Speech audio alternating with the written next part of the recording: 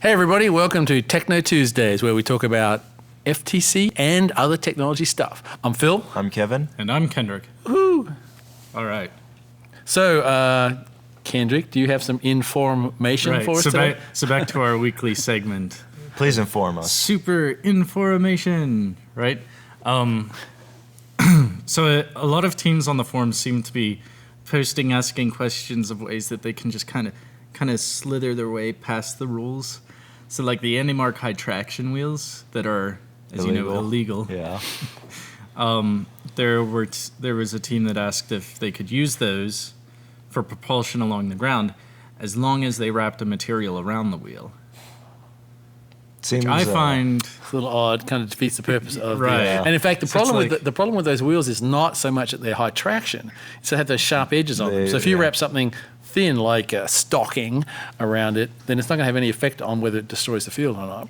right, and even if you do get something to wrap around it, it's like, well, then all of the traction comes from whatever's wrapped around it, not Which from kind the of defeats wheel the purpose. itself. Maybe they have a whole lot of them and they just want to use them because they can't afford new wheels. Oh, it could be. Well, yeah, you could also wrap them around like the normal wheels that you get. I guess they're not the same size. They're only go up to like. I think wrapping inches. something around wheels is generally a bad idea, Yeah. but you know. Especially because it Comes offers, off. Yeah. Now you could glue it, and that would Makes it so it fix comes it a off. little bit, but then that still kind of defeats the purpose of having high traction wheels. Right. Unless they wanted to use it for like a belt drive or something. If Oh, they were yeah. driving a Yeah. belt and That they makes wanted to use sense. that to drive the belt. So Yeah. you can get a lot of grip on the belt. But Yeah. But if you want to do that, actually, I recommend the Anti-Mark stealth wheels for that because they're Yeah. nice and smooth and grippy. They're pretty cool Yeah. for Yeah, they are driving really track cool. and belts and stuff like that. And you can get them in a bunch of different sizes. Well, two, actually. Okay, well, two. Maybe. You can get them in 2-inch, So which many is 2-inch. different. It's pretty small, yeah. Yeah, Playing it's with a different 2-inch wheel than- is kind of cool because you can fit more of them in a fixed Yeah, small space. that's more what I meant. speaking Not of which, yeah. we're going to need to order about 100 of those things. Because we're going We going out with a to do bunch two of of them? them side by side on whole each way? side of the robot. The whole Holy way. moly. Oh yeah. We Traction to want the lots of max. traction. You know what? Let's just make the entire bottom side of our robot Nice. wheels, Nice. each individually controlled. And you can run the front one. Oh, what do they call those things? Those mover. They have the vehicles like that have all the motorized hydraulic wheels, and they can all independently steerable. yeah. And they'd use them to transport mountains and houses and bridges and stuff. I love probably- those I things. don't remember. Probably love like those a house transporter. Yeah, I love those things. I want 50 of them. You know, they probably use software to control those. The I'd prop imagine. from- Yes, they Oh. do. Speaking of software, Speaking of software, well, actually, I'm going to jump to FTC. Stick with FTC for a moment. I have Okay. some other software Okay. stuff. But anyway, so FTC. So, you know, I'm involved with the testing and running some of the new the hardware to beat it into death and figure out what's wrong with it. I love my job. So one thing that we're noticing a lot of these days as teams come online is that the configuration process, when you go to run the configuration utility on the robot app, it goes out and searches for the different USB devices. And then when the robot app normally starts up, it goes and reconnects to those devices. Well, there seems to be some issues, and it's not clear exactly what the issues are yet.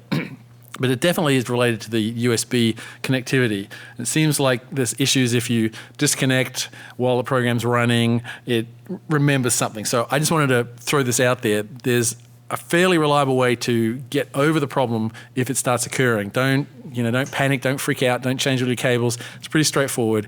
You power down the 12 volts, you swipe closed the app. So it's not enough just to, hit the back button. You got to hit the little the 3-dot thing, hold it down until all the apps come up, and hit the X or swipe it off, and then sleep the phone. You don't have to power it down, just sleep it. Count to about 10. That lets all the USB stuff settle down, and then you can wake the phone up again. And then if you turn on the 12 volts, all the electronics will come up, and then it'll wake the app up on the phone, and it'll all connect nicely. So just follow those simple rules. I'm sure the guys at First and Qualcomm, they're like trying to figure out what's going on. Hopefully they'll sort the situation out and figure out what the problem is. Hopefully it's code on the app that can be fixed easily, because if it's code in the in the actual future robotic or modern robotics devices, it's probably going to be hard to get that updated. So Right. let's cross our fingers and hope that it's phone related. there are there do seem to be a lot of problems with the new technology. There's some unknowns. Well, it's Right. kind of like beta-ish, so Yeah, it's a lot of new stuff. And USB USB has always struck me as an odd technology. It works really well when it works, but there's funny things going on there that if having lots of USB devices attached, especially if you have similar devices, it's problematic. You know? But hopefully they'll sort it out and it'll Right. be good. that'd be Yeah. pretty good. Yep. So Kendrick software. No, what do you got? What? I thought we were jumping back to Kendrick for his software. We need Okay, well, we'll go with me, I guess. Okay. So the other day we were at mate practice, which is our underwater robotics team for the college.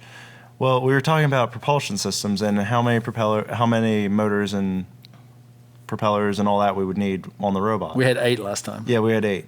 Well, threw out an idea of what if we would have one big central pump and then have little hoses going out to a whole bunch of little valves that could control where we go. Jet Basically, power. put them where we would put motors. And we are currently waiting on the pump and valves to come. Yeah. So it'll be an interesting little test to see if we can get that to work. Yeah, I've been doing some good research, coming up with some cool charts and graphs and stuff, trying to figure out how much Yeah. pressure. It's all, it's a interesting combination of pressure and flow. It's not just one magic thing. And the nozzle size that you pick, there's, I found some cool graph curves that, let you pick different nozzle sizes and then cross-reference that with pump flow characteristics and find the sweet spot for a bunch of different pumps. So, Yeah. Yeah, but it's like, I'll be really interested to see how well that works out. I'm predicting we're going to need to come up with a better way to control the flow. I think the valves that we're finding, I'm not sure that are going to be good enough for what we want to do, but maybe we'll come up with some other kind of system with servos or something. So with are you valves. trying to do like a solenoid that's like on or off, or are you trying to do like a variable valve? I'd go either way. At this point, we're going to take whatever we can get because even if it was an on-off solenoid, we can still, just pulse it. Pulse it fairly quickly. Either yeah. manually or automatically, but I'm thinking manually is probably enough. I'm actually wondering whether we might do a hybrid combination of, like for vertical, have a couple big old thrusters, and then for maneuvering, have the water jets. So that way we can get up and down quickly. Because I'm thinking the maneuvering jets aren't going to give us the same amount of force that the thrusters are. That's what I'm thinking. Yeah. If you used the binary solenoid, that would probably make it feel a lot more responsive, depending on how fast the variable valves would open up. Right. Because like if it takes time for that Yes. valve to open up, then Yeah. it'll have like a slow acceleration effect rather than being like, okay, Yeah. we're going. Yeah. No, I agree. That's correct. But that is how everyone drives. It's like if you're piloting something, you're like full on, off, full on, off, full on. I've noticed that unless most you're a good, unless you're a good kids one. do it that Yeah. way. Yes, indeed. I think you'll find that real ROV pilots do tend to be gentle because when you get these big old thrusters and hydraulics and stuff, it doesn't like being slammed on and off. Yeah. It's like, back forward. yeah. We actually I worked on a big system once and we put in an automatic heading feature on this thing. So it would look at the compass and it would keep its heading. And it had a very fast response time. And this thing had 4 really big hydraulic thrusters on it, like about so big. And in the test tank, I think after about half an hour, it wore out the thrusters. And they said, so that was the first lesson that we learned, pure software versus real life software. You got to know the environment you're working in because you really can't slam those things on and off quickly we had to slow the whole system down so it was more, gentle response and stuff like that. So Expensive lesson. So I'm going to try this segue again. Okay. I'm going to try it Yeah. again. Okay, so you used software for that, right? Right. Right. Wait, let's okay. jump to So something else. So speaking of software, Yes. so Volkswagen has kind of pinned the blame on their programmers. For. And it's not like a badge of honor type of thing. It's not that kind of It's thing. your fault kind of thing. Yeah. It's like it wasn't upper management. We didn't have anything to do with it. It was those programmers that did the secret code that dirty made this car programmers. more energy efficient and stuff, or less polluting, shall I say? I'd imagine that the programmers just simply wanted to get back at the Oh yeah. company By making the cars more Efficient. more efficient during their emissions. So they were like, that'll show them. That's Yeah. right. We're going to pass those emissions. That'll show them. Yeah. Well, which is another case of software fixing hardware problems. But in this case, they fixed it just a little bit too well. Yeah. Yeah. big losses for VW. 1 in 5 cars, 1 in 5 vehicles sold in America next year were going to be those diesels. So they've just lost 100,000 sales. So, yeah, That's a lot of cars. it is a lot of cars. Okay, can I talk about my new toy? Oh, man. I just got this in the mail today. Okay, this particular unit is an Adafruit Huzzah processor. So there's just recently, I guess in the last year, there's been this really cool chip that's come out, and it's called the ESP8266, and it's this little tiny pair of chips actually, and it's a self-contained Wi-Fi node. And this thing was initially came out, and it was a little Wi-Fi interface. That if you had a processor, you had a little PIC thing, or if you had a Arduino, if you had whatever, and you wanted to add Wi-Fi to it, you could just send serial commands through to the 8266, and you could set up an access point, connect to another network, Wi-Fi network, so it was pretty cool. But it still meant you had to have 2 processors. Now they've just, I guess the company that made these chips has come out with new software for them that lets you integrate the capabilities that you would normally put in an Arduino into this chip, as well as the Wi-Fi. So now you can download an extension for the Arduino software development environment, and all of a sudden, bam, it's just a new board that you can pick, hardware, choose, and you can choose this guy. In fact, half a dozen different manufacturers' versions of this little module. And now you can write your code in the Arduino, thank you, development environment, set up a node, do some stuff, do some I/O, read some bits and whatever, and then download it straight into here. So now this is a $9 board, this one here, and if the chip just by itself without the carrier is about $3 or $4. So now you can just add Wi-Fi to your gadget for a few bucks. It's really pretty cool. That's really cool. This is going to be my new friend here.